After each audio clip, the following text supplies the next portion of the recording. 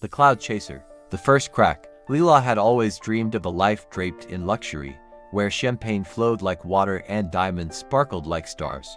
But her reality was far from it. A failed relationship with Ethan, a struggling artist who couldn't give her the glamorous life she craved, left her bitter and disillusioned. One night, after yet another argument about money, Leela packed her bags and left. As she walked out the door, she whispered to herself, "I deserve better. I deserve everything."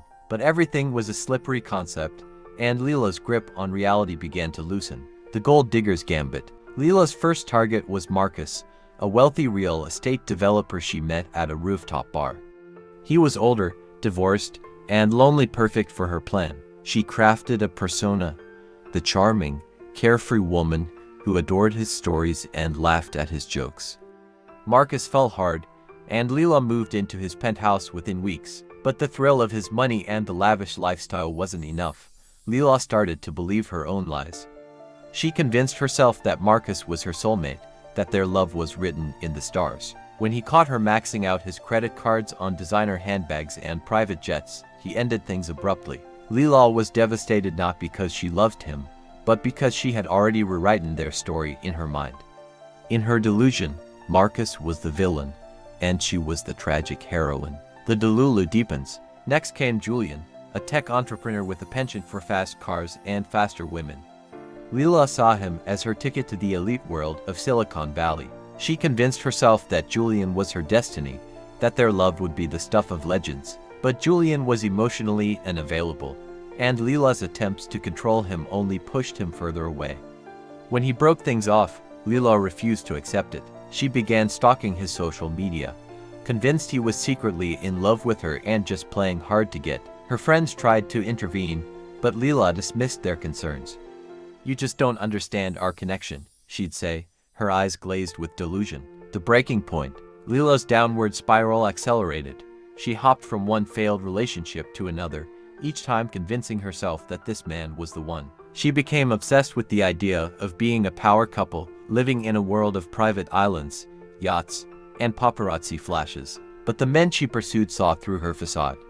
They used her for her looks and charm, then discarded her when they grew bored. Each rejection chipped away at Leela's fragile psyche, until she could no longer distinguish between reality and fantasy.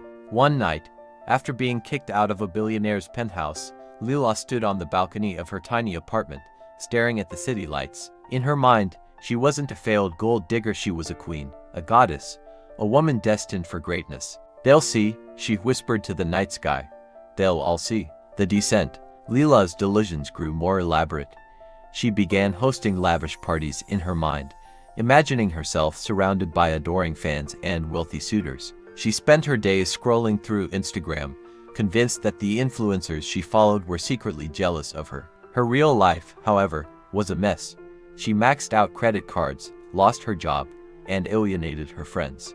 But in her mind, she was just one relationship away from the life she deserved. One day, Leela met a man named Victor at a coffee shop. He was handsome, well-dressed, and carried an air of mystery. In her delusion, Victor was a billionaire in disguise, testing her to see if she was worthy of his love. But Victor was a con artist, and he saw Leela for what she was, an easy target. He swept her off her feet, promising her the world, only to disappear with what little money she had left. The wake-up call. Broken and penniless, Leela finally hit rock bottom. She found herself sitting on a park bench, clutching a half-empty bottle of wine, and staring at her reflection in a puddle. For the first time in years, she saw herself clearly, not as a queen or a goddess, but as a woman who had lost herself in a fantasy. Tears streamed down her face as she whispered, "What have I done? Why do I deceive myself? Why am I insecure of myself? How can I change myself? Why did I break that relation? And for what? Was it worth it?" The road to redemption. Leela's journey to rebuild her life was long and difficult. She sought therapy, reconnected with her family, and started a small business selling handmade jewelry. It wasn't the glamorous life she had once dreamed of, but it was real. And for the first time in years, Leela felt at peace.